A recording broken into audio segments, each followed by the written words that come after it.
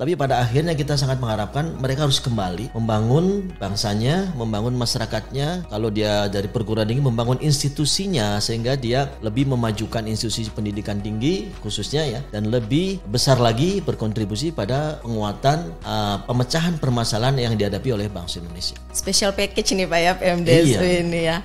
Berarti kita bisa bilang ini beasiswa yang paling lengkap gitu Pak ya. Saat ini ya. Iya. Terutama apa ya, biasanya kan program ini hanya kita temukan di luar negeri. Betul. Tapi kita di Indonesia, pemerintah Indonesia juga sudah menyiapkan gitu ya Pak ya untuk lulusan S1 meskipun di dalam negeri, tetapi kualitasnya sama dengan lulusan luar negeri seperti itu.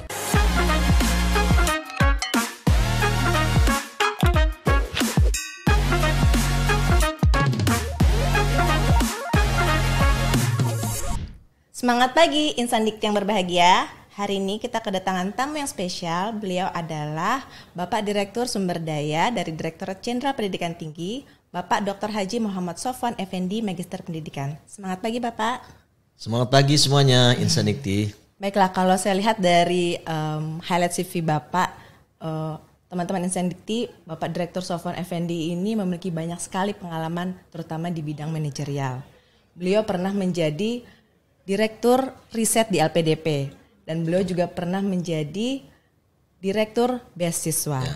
Dan kini beliau memegang amanah di Direktorat Sumber Daya dalam peningkatan SDM di Indonesia. Dan salah satu program yang sangat bergengsi di Direktorat Sumber Daya dan selalu ditunggu-tunggu oleh beasiswa Hunter Indonesia, apalagi kalau bukan PMDSU ya Pak ya. Bapak, kalau kita lihat di berita-berita, PMDSU ini selalu di-highlight sebagai program percepatan dokter pertama di Indonesia, dan setiap tahunnya selalu menghasilkan lulusan-lulusan yang outstanding, menang rekor muri dan lain-lain.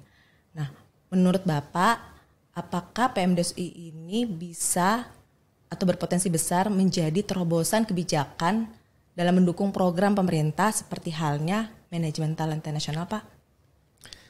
Ya, betul. Karena PMDSU adalah program strategis yang merupakan terobosan akselerasi mendidik mahasiswa lulusan S1 untuk menempuh pendidikan magister dan doktor dalam waktu maksimal 4 tahun. Otomatis calon-calon yang masuk ke situ adalah calon-calon yang berkualitas. Tidak saja dituntut kemampuan akademik, tetapi juga memanage waktu studi supaya tepat waktu dan menghasilkan karya-karya terbaik.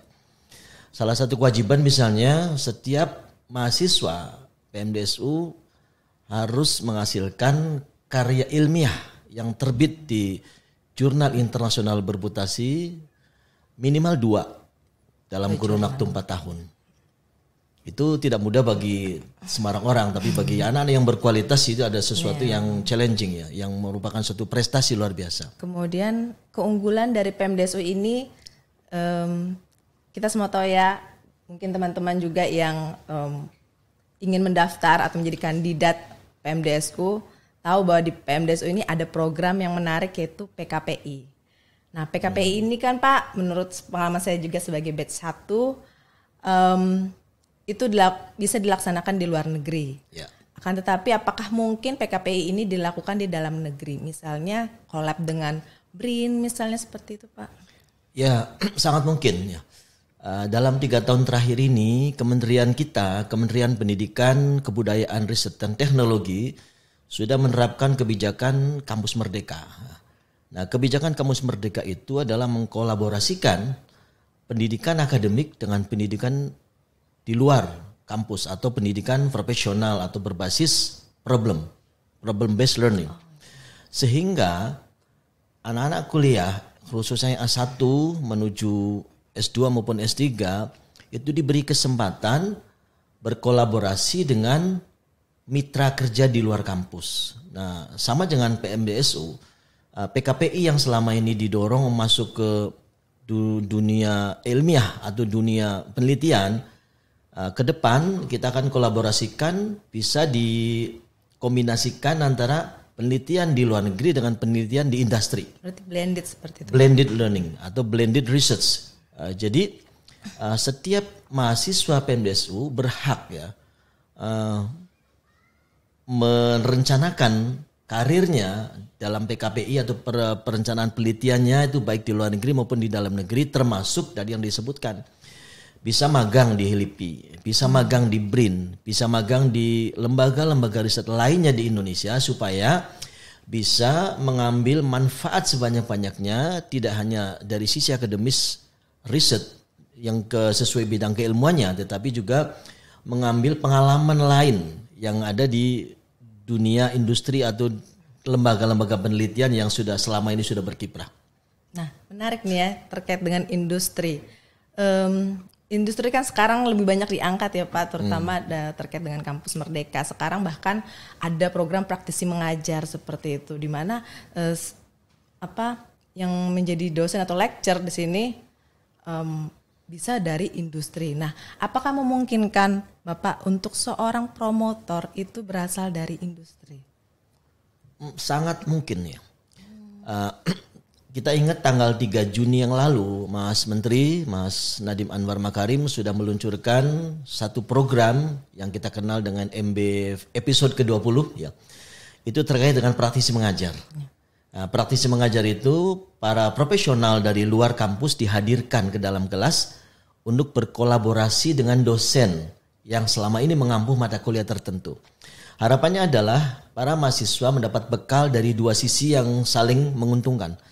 Bekal akademik berbasis keilmuan dan teoritik di kelas plus praktek-praktek laboratorium, kemudian ditambah dengan pengalaman di luar kampus di prodi yang sama. Sehingga mahasiswa mendapatkan sisi praktis dan sisi pragmatis, atau sisi teoritik dan sisi pragmatis. Ini sangat dimungkinkan dan sangat menguntungkan bagi mahasiswa, sehingga kita justru ingin mengundang ya. Para promotor itu justru berasal dari para praktisi yang ada di industri juga gitu. Jadi di samping para promotor yang berasal dari kampus yang selama ini membimbing mahasiswa PMDSU untuk basis penelitian misalnya, tetapi juga ada baiknya nanti kita kolaborasikan dengan para praktisi dari industri untuk bersama-sama para promotor mendidik para mahasiswa riset berbasis teori atau berbasis keilmuan yang selama ini dimiliki dan riset berdasarkan pengalaman yang didapat dari industri. Ini yang kita sebut sebagai problem based learning. Penguasaan akademik harus dikolaborasikan dengan penguasaan pragmatis yang ada di luar kampus. PMDS ini spesial sekali ya. Jadi sudah disediakan teman-teman Insan Dikti tidak hanya dari sisi akademis tapi juga nanti bagaimana pembekalan pada saat terjun ke dunia kerja. Karena saya yakin setiap lulusan PMDSU tidak harus menjadi dosen, meskipun memang lebih baik menjadi dosen, tetapi pasti sesuai dengan passion masing-masing bisa kan Pak ya, misalnya bekerja di industri seperti itu ataupun di lembaga penelitian lainnya. Betul. Sebenarnya kita harapkan adik-adik yang lulusan PMDSU ini minimal memilih salah satu di antara dua jalur. Satu jalur saintis, kedua jalur leadership gitu. Saintis itu dia bisa jadi pengajar atau dosen, bisa sebagai peneliti, atau dengan basis keilmuannya dia justru menjadi leaders. Leader dalam artian dia bisa memimpin perubahan. Ya. Tidak harus leader dalam artian struktural gitu. Tapi leader dalam artian memimpin keilmuan dan merubah kondisi yang ada di sekitarnya, masyarakat di sekitarnya, atau kalau mampu merubah kondisi nasional, problem-problem yang dihadapi saat ini diubah menjadi lebih baik. Itu yang saya katakan leader of change ya. Memimpin perubahan.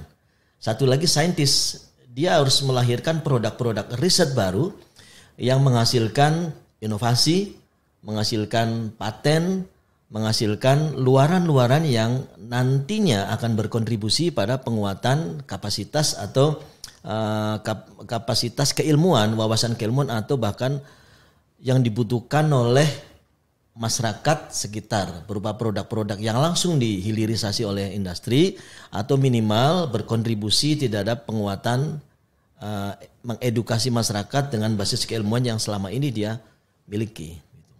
Nah, tadi Bapak menyebutkan academic leader ya Pak ya. Nah, academic leader ini mungkin untuk beberapa orang gitu ya, atau community ini bahkan tidak mudah untuk diraih. Nah, apakah di program PMDSU ini bisa membekali atau mempersiapkan calon-calon academic leader ini Pak nanti di masyarakat? Betul. Salah satu program yang akan kita tempuh ya, akan kita gulirkan insya Allah di 2023 itu. Jadi lulusan PMDSU tidak saja sebagai scientist tapi juga menuju kepada academic leader. Artinya dia seorang pemimpin yang disiapkan memimpin perubahan secara akademis gitu. Okay. Jadi kenapa? Karena dia berbasis keilmuan. Gitu. Dengan ilmu yang dia miliki, dengan talenta yang selama ini dia punya, baik dalam publikasi ilmiah maupun dalam melahirkan paten-paten baru, itu dia bisa melahirkan satu kebijakan baru misalnya, satu terobosan produk baru, satu gagasan baru, sehingga nantinya ini akan menjadi masukan bagi penguatan kebijakan yang akan diambil oleh pemerintah maupun oleh masyarakat yang sedang membutuhkan penguatan-penguatan dari sisi keilmuan atau sisi perbaikan di berbagai bidang. Ya berarti kita perlu pemetaan dong Pak ya terkait dengan alumni-alumni kita yang sudah menyebar di seluruh Indonesia, bahkan mungkin di dunia, ada yang di Jepang mungkin sekarang atau iya gitu. Tepat jadi mungkin harapan Indonesia adalah mereka mau kembali ya Pak ya ke Indonesia karena kita masih sangat kurang ya, walaupun kita secara terus-menerus merasakan lulusan-lulusan PMDSU ini bibit-bibit unggul atau talenta yang sangat dibutuhkan oleh Indonesia. Tetapi Indonesia ke depan itu masih dihadapkan pada 5 tema besar riset atau keilmuan yang kita harapkan lahir dari para talenta muda ini gitu. Misalnya paling tidak ke depan atau 10 tahun, 15 tahun ke depan kita masih butuh penguatan kepada 5 tema riset. Pertama terkait dengan green economy. Yang kedua terkait dengan blue energy. Yang ketiga dengan digital economy. Yang keempat dengan penguatan pariwisata. Dan yang terakhir, yang kelima terkait dengan penguatan riset-riset bidang kesehatan dan alat-alat kesehatan. Nah kalau di antara 5 tema riset strategik nasional ini bisa diambil oleh lulusan-lulusan PMDSU, maka Indonesia akan sangat kaya dengan talenta-talenta muda yang siap berkontribusi untuk bangsanya. Dan ketika dia mendapat kesempatan belajar atau memperdalam dengan melalui riset bersama atau riset kolaborasi dengan para mitra perguruan tinggi di luar negeri, tapi pada akhirnya kita sangat mengharapkan mereka harus kembali membangun bangsanya, membangun masyarakatnya. Kalau dia dari perguruan tinggi membangun institusinya sehingga dia lebih memajukan institusi pendidikan tinggi khususnya ya, dan lebih besar lagi berkontribusi pada penguatan pemecahan permasalahan yang dihadapi oleh bangsa Indonesia. Oke, waduh berarti special package nih Pak ya PMDSU ini ya. Berarti kita bisa bilang ini beasiswa yang paling lengkap gitu Pak ya. Saat ini ya. Iya. Terutama apa ya, biasanya kan program ini hanya kita temukan di luar negeri. Betul. Tapi kita di Indonesia, pemerintah Indonesia juga sudah menyiapkan gitu ya Pak ya untuk lulusan S1 meskipun di dalam negeri tetapi kualitasnya sama dengan lulusan luar negeri seperti itu. Kita berharap seperti itu. Artinya mereka produk lokal karena mereka kuliah di perguruan tinggi dalam negeri. Tetapi mereka berkualitas secara global karena mereka juga diberi kesempatan ya untuk berkolaborasi riset di luar negeri, di samping juga mereka adalah talenta muda yang siap berkarya di bidang scientific atau di bidang leaders, academic leaders. Sehingga mereka walaupun produk lokal tapi wawasannya global. Kita harapkan seperti itu. Iya. Dan tadi sangat menarik Pak ketika Bapak bilang terkait dengan academic leader. Saya rasa mereka itu sebaiknya pada saat dititipkan gitu ya di suatu instansi, mereka bisa membangun komunikasi yang baik sehingga terjadi kerjasama nanti di masa depan. Betul. Para lulusan PMDSU ini memang punya pilihan ya. Mereka bisa, tadi seperti yang saya sebutkan di awal, mereka bisa masuk ke perguruan tinggi sebagai seorang dosen, masuk ke lembaga riset sebagai seorang peneliti, masuk ke industri juga sebagai bisa peneliti atau bisa sebagai seorang praktisi yang berbasis keilmuan, konsultan kayak gitu. Atau langsung ke masyarakat gitu. Dia memimpin perubahan di masyarakat itu, mengenali permasalahan-permasalahan yang ada di masyarakat, kemudian dengan basis keilmuan dan pengalaman yang selama ini didapat, apalagi dengan kombinasi tadi antara dosen dan praktisi ketika dia kuliah, maka dia akan bisa sedikit mungkin sedikitnya dia berkontribusi kepada pemecahan permasalahan yang dihadapi oleh masyarakat sekitar atau oleh bangsa Indonesia. Maksudnya seperti apa ya Pak? Apa yang Bapak maksud ini, entrepreneur atau startup? Bisa dia mendirikan startup sebagai wirausaha muda, bisa juga sebagai entrepreneurs, bisa juga sebagai tokoh masyarakat muda ya, tokoh muda masyarakat yang icon gitu Pak ya. Ya, seperti icon yang memimpin perubahan untuk mendorong, mengedukasi perubahan-perubahan ke arah yang lebih baik. Masyarakat kita ini sangat butuh pemimpin-pemimpin muda yang mengawali niatnya itu dengan perbuatan gitu. Jadi tidak hanya dengan ajakan tetapi mengajak sekaligus berbuat. Dan itu yang kita harapkan dari para lulusan PMDSU. Oke, baik Pak. Wah, berarti beasiswa PMDSU ini tidak mengikat ya Pak, sangat membebaskan alumninya untuk menjadi seperti apa, yang penting membawa perubahan yang lebih baik. Betul. Seperti itu. Nah, ini pertanyaan yang paling banyak ditunggu-tunggu nih Pak dari titipan teman-teman. Kapan ya Pak PMDSU ini nanti dibuka? Tahun ini kita akan coba merekrut para promotornya dulu. Kemudian setelah promotornya terpilih ya, sesuai dengan kebutuhan, keilmuan yang akan dipaketkan dengan para mahasiswa nanti, maka para promotor itu dapat mengambil atau mengusulkan mahasiswa mana yang akan dijadikan bimbingannya sebagai mahasiswa PMDSU. Jadi bukan Dikti yang menyeleksi mahasiswa, bukan kami yang menyeleksi mahasiswa, tapi para promotor itulah yang mencari mahasiswa yang bertalenta di bidang akademik maupun di bidang research itu untuk dijadikan mahasiswa bimbingannya untuk mengambil program magister menuju doktor untuk mahasiswa unggul.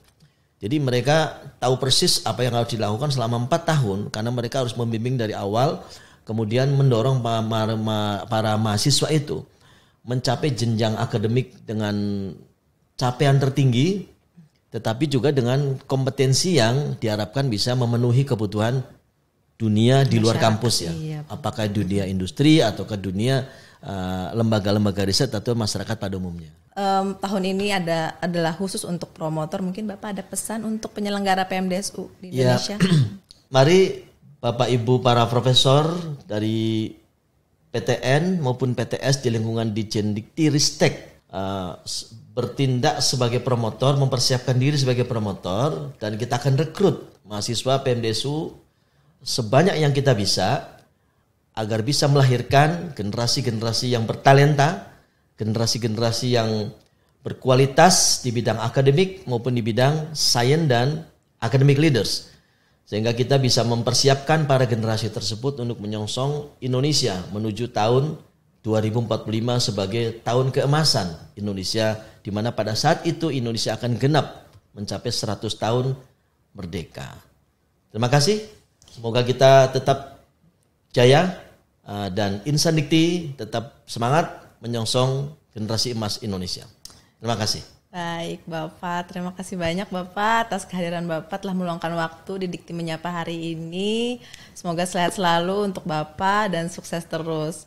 Amin. Jadi teman-teman Insan Dikti, kita hari ini banyak belajar dari Bapak Direktur Sumber Daya, Bapak Dr. Haji Muhammad Sofwan Effendi. Saya yakin setiap orang memiliki pesan, setiap orang memiliki inspirasi untuk semua orang dan bisa bermanfaat untuk orang banyak. Dan hari ini kita belajar banyak dari Bapak Direktur Sumber Daya dan semoga bisa menginspirasi teman-teman pemuda-pemuda milenial di seluruh Indonesia untuk bergabung dengan PMDSU, mewujudkan tadi ya Pak ya Talenta Nasional Indonesia 2045 ya Bapak. Oke. Baik Bapak, terima kasih atas waktunya. Sama-sama. Selamat siang. Selamat siang para Insan Dikti, terima kasih. Jadi teman-teman Insan Dikti, bagi yang ingin tahu lebih banyak terkait informasi terupdate mengenai PMDSU, bisa follow IG-nya di @pmdsu atau follow Twitter-nya di @pmdsu_official.